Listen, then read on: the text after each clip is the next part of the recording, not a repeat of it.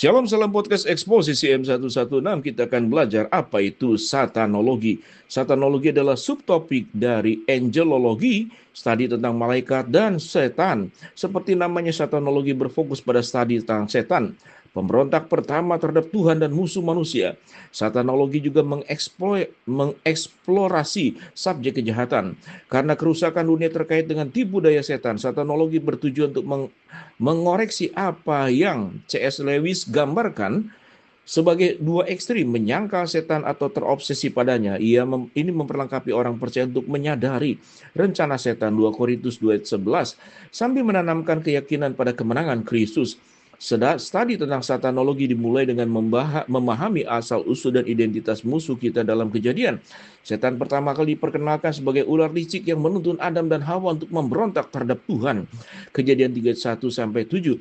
Namun asal-usulnya berasal dari sebelum penciptaan. Kitab suci tidak banyak menceritakan yang terjadi sebelum keberadaan manusia, tetapi memberikan beberapa petunjuk. Satanologi menetapkan bahwa setan adalah makhluk ciptaan yang sebenarnya.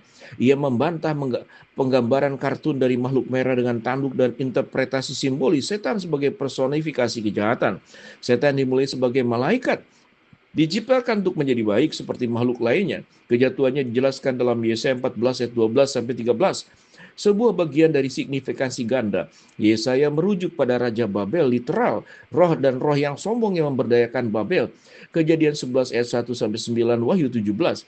Malaikat yang disebut dengan Lucifer berusaha untuk mengangkat dirinya ke posisi yang maha tinggi. Yesaya 14 ayat 13. Yeskil menggambarkan malaikat itu awalnya tidak bercela sampai ketidakbenaran ditemukan dalam dirinya. Yeskil 28 ayat 15. Malaikat itu dikenal sebagai setan, nama yang berarti musuh, dan juga disebut iblis yang berarti pengfitnah. Satanologi juga membahas atribut setan. Dia digambarkan sebagai pembohong yang sombong, penggoda, dan penipu.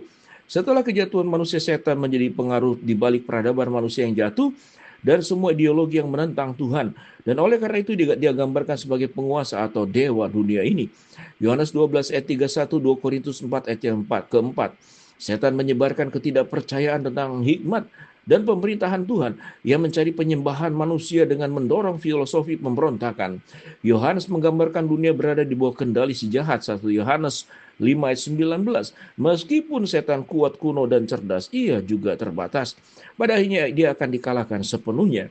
Wahyu 20 ayat yang ke-10. Satanologi memiliki banyak aplikasi praktis dalam kehidupan Kristen seperti setiap aspek teologi Kristen lainnya. Studi tentang setan tidak dimaksudkan hanya untuk memuaskan rasa ingin tahu. Studi ini memberikan dorongan untuk menolak pengaruh duniawi dan untuk dipenuhi dengan kitab suci. Studi ini membantu kita menyadari bahwa mencintai sistem dunia sama dengan menyembah setan dan bukan Tuhan. Selain itu, dosa pada dasarnya adalah kesetiaan kepada setan. Karena alasan itu, panggilan untuk berhenti dari gaya hidup yang berdosa sangatlah penting. Satanologi juga menyoroti peperangan rohani, mengakui konflik kosmik yang berusaha merencanakan yang berusaha mencemarkan nama baik Tuhan.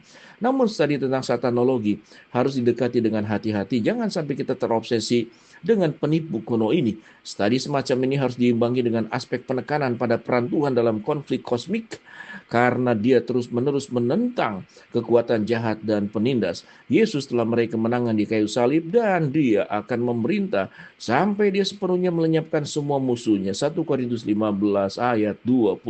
Shalom.